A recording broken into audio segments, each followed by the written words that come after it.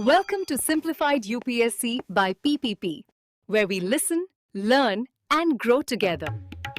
Detailed notes in English and Hindi, plus practice questions for prelims and mains, only on our Telegram channel. Link in description. Want early access to all videos of this series? Join our paid Telegram group for just 499 rupees. One-time payment, lifetime access.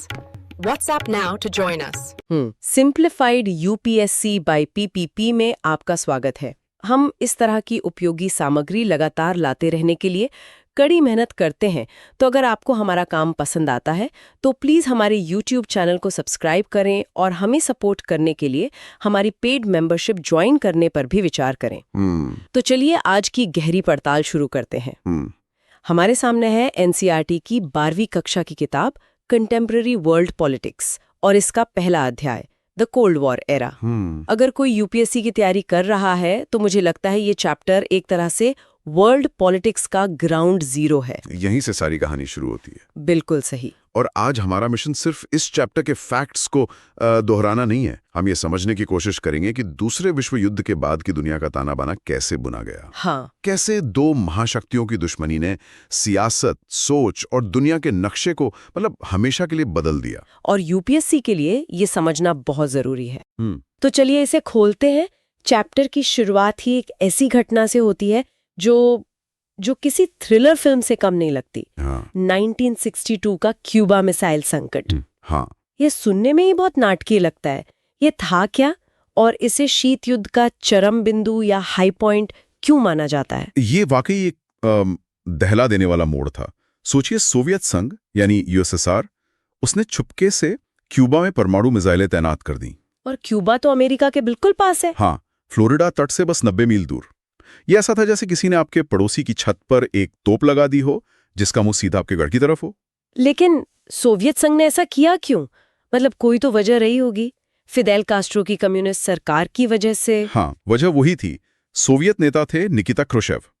उन्हें डर था कि America Cuba पर हमला करके कास्ट्रो की सरकार को उखाड़ फेंकेगा। ओके। क्योंकि अमेरिका को अपने इतने करीब एक कम्युनिस्ट देश बिल्कुल बर्दाश्त नहीं था।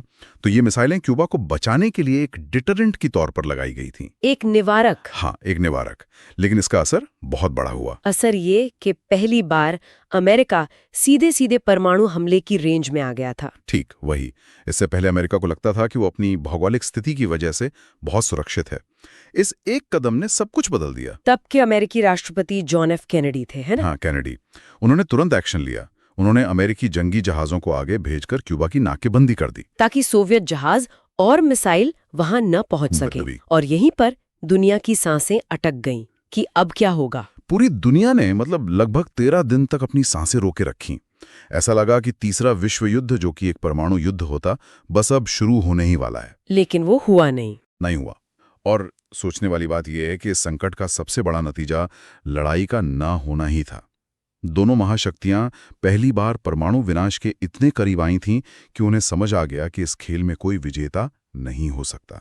इसे ही शायद न्यूक्लियर लर्निंग कहते हैं ना, एक ऐसी सीख जो आपको बिल्कुल तबाही के मुहाने पर जाके मिलती है। बिल्कुल। इसी घटना के बाद दोनों देशों के बीच तनाव कम करने के लिए एक हॉटलाइन भी स्थापित की गई, ताकि भविष्य में कोई गलतफहमी ना हो। सही बात है। और गंभीरता शब्द यहाँ बहुत जरूरी है, क्योंकि ये कोई आम जंग तो थी नहीं जहां सेनाएं आमने सामने लड़ रही हों। नहीं, ये तो एक दिमागी, वैचारिक और प्रोपेगेंडा की लड़ाई थी। तो असल में ये कोल्ड वॉर था क्या? कोल्ड वॉर यानी शीत युद्ध हथियारों का युद्ध नहीं था। ये था विचारधाराओं का युद्ध। अच्छा। एक तरफ था अमेरिका और उसके साथी देश जो पूंजीवाद और उदार लोकतंत्र में विश्वास रखते थे। इसे वेस्टर्न अलायंस कहा गया। और दूसरी तरफ? दूसरी तरफ था सोवियत संघ और उसके साथी जो समाजवाद और साम्यवाद के समर्थक थे। इसे ईस्टर्न अलायंस कहा गया। और इन दोनों ने अपनी अपनी टीमें भी बना ली थी, है ना? जैसे हम सुनते हैं नाटो और वॉर्सो पैक्ट। हाँ, इसे ऐसे समझिए कि दुनिया दो बड़े मोहल्लों में बट गई थी। अमेरिका ने 1949 में अपने दोस्तों के साथ मिलकर नाटो बनाया, नॉर्थ अटलांटिक ट्रीटी ऑर्गेनाइजेशन। हाँ, और कहा हम में से किसी एक पर हमला सब पर हमला माना जाएगा। ये एक तरह की मोहल्ले की गैंग वाली गारंटी थी। और जाहिर है दूसरा मोहल्ला चुप तो नहीं बैठा होगा। बिल्कुल नहीं। उसके जवाब में सोवियत संघ ने 1955 में अपनी गैंग बनाई, वॉर्सो पैक्ट। इसके बाद यूरोप में एक अदृश्य दीवार से खिंच गई। Iron curtain? वही, और ये टकराव का मुख्य अखाड़ा बन गया था। दोनों महाशक्तियां छोटे-छोटे देशों को अपने पाले में खींचने की कोशिश करती थीं। क्यों? इन छोटे देशों से उन्हें क्या मिलता था?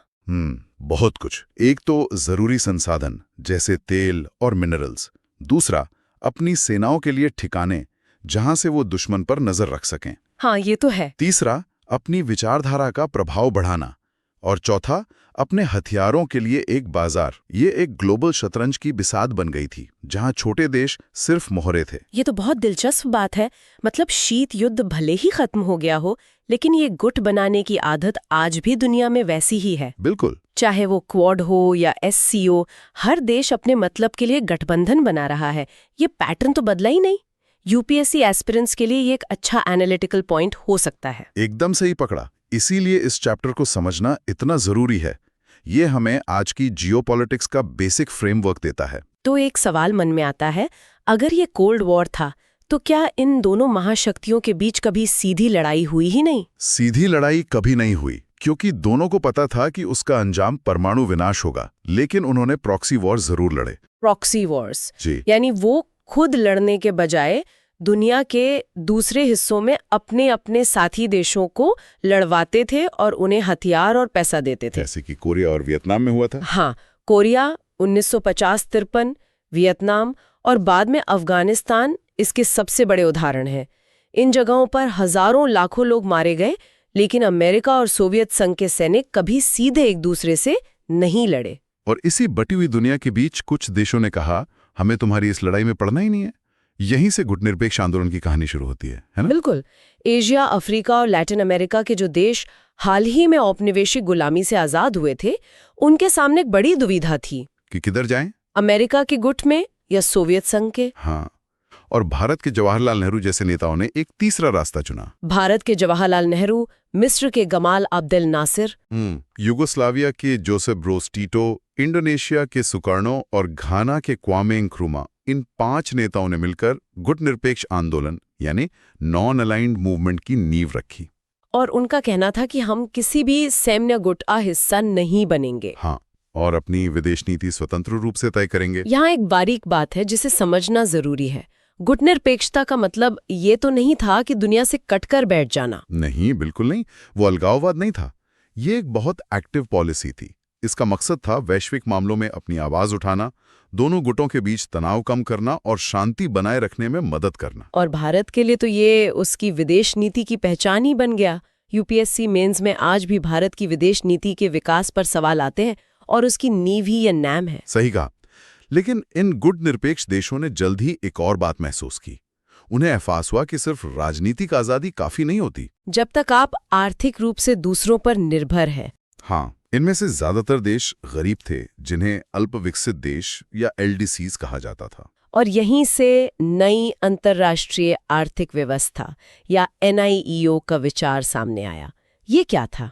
NIEO एक तरह से इन गरीब देशों की तरफ से ग्लोबल इकोनॉमिक सिस्टम में सुधार की एक मांग थी। 1972 में UNCTAD ने एक रिपोर्ट निकाली जिसमें 4 मुख्य मांगें थीं। अच्छा, क्या थी वो? पहला, इन देशों का अपने प्राकृतिक संसाधनों पर पूरा नियंत्रण हो। दूसरा, उन्हें पश्चिमी अमीर देशों के बाजारों तक ज्यादा पहुंच मिले। ठीक है। तीसरा, अमीर देशों से जो टेक्नोलॉजी वो मंगा रहे हैं उसकी लागत कम हो।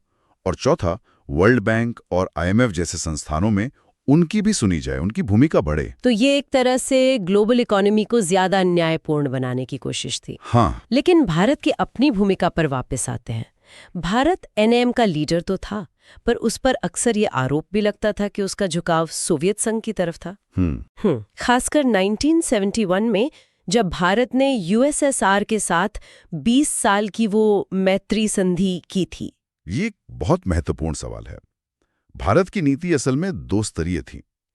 पहला, खुद को दोनों गुटों से दूर रखना, और दूसरा, दूसरे नए आजाद हुए देशों को भी इन गुटों में जाने से रोकना। लेकिन 1971 की संधि का क्या उसने NAM के सिद्धांत को कमजोर नहीं किया? उस संधि के समय और संदर्भ को समझना बहुत जरूरी है। 1971 में बांग्लादेश का संकट चल रहा था। हाँ। पाकिस्तान को अमेरिका और चीन का समर्थन हासिल था। ऐसे में भारत को एक शक्तिशाली दोस्त की जरूरत थी जो उसे राजनीतिक और जरूरत पड़ने पर सैन्य समर्थन दे सके। अच्छा। भारत ने तब भी ये स्पष्ट किया था कि यह कोई सैन्य गठबंधन नहीं है, जैसे नेटो या वॉर्सो पैक्ट। मतलब ये एक तरह का रियल पॉलिटिक या यथार्थवादी कदम था जो उस समय भारत के राष्ट्रीय हित में था। बिल्कुल।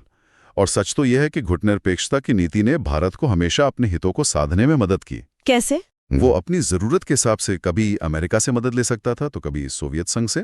कोई भी उसे हल्के में नहीं ले सकता था क्योंकि वो किसी के कैंप में नहीं था। इस पूरे दौर में एक और चीज लगातार चल रही थी, परमाणु हथियारों की होड़। हाँ। एक तरफ शांति की बातें और दूसरी तरफ तबाही के हथियारों का जखीरा।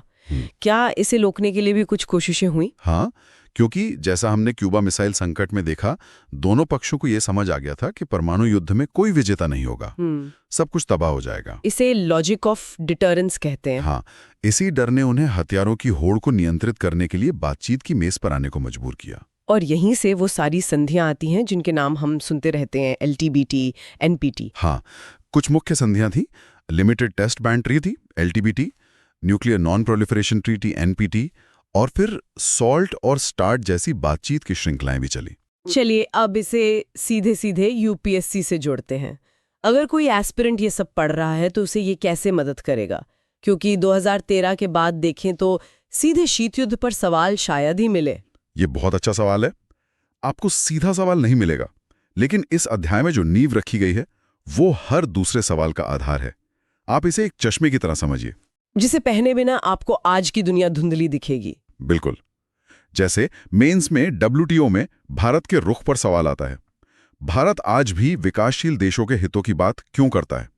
क्योंकि उसकी विदेश नीति की जड़ें NAM और NIEO की सोच में हैं। और NPT जैसी संधियों का क्या? भारत ने उस पर साइन क्यों नहीं किया? इस पर भी सवाल बनते हैं। बिल्कुल, और इसका जवाब भी आपको शीत युद्ध के संदर्भ में ही मिलेगा।